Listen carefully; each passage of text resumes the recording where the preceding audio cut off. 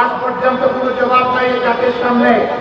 কেন সেদিন মুক্তিযুদ্ধের সর্বাধিনায়ক পাকিস্তানি আর্মির আত্মসমর্পণ অনুষ্ঠানে থাকতে পারলেন না?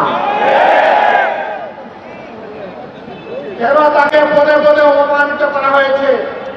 কেন তার স্বীকৃতি নেই? কেন যিনি স্বাধীনতার ঘোষণা দিয়েছিলেন জিয়াউর রহমান সাহেব, তার স্বীকৃতি নেই? তারা সকলের অবদানকে মান করে, আমি আগেই বলেছি, একটা পরিবারের সম্পদে পরিণত করেছিল বাংলাদেশের স্বাধীনতা।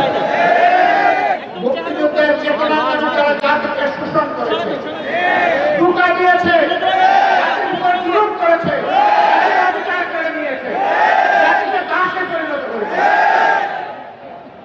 বিশেষভাবে অভিনন্দন জানাই। যে লড়াই শুরু হয়েছিল ৭২ সাল থেকে সত্যিকারের স্বাধীনতার সুফল ভোগ করার জন্য, জনগণের হাতে স্বাধীনতার সুফল তুলে দেওয়ার জন্য, সেই লড়াইয়ের একটা পর্ব সমাপ্ত হয়েছে ২৪-এর ৫ই আগস্ট।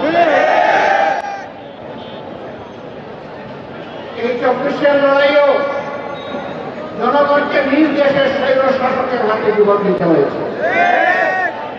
তারা জনগণের জীবনকে পাত্তাই দেয়, গুলি করেছে মাটি থেকে, গুলি করেছে আকাশ থেকে, গুলি করে জনগণের মুখ ঝাঁঝরা করে দিয়েছে।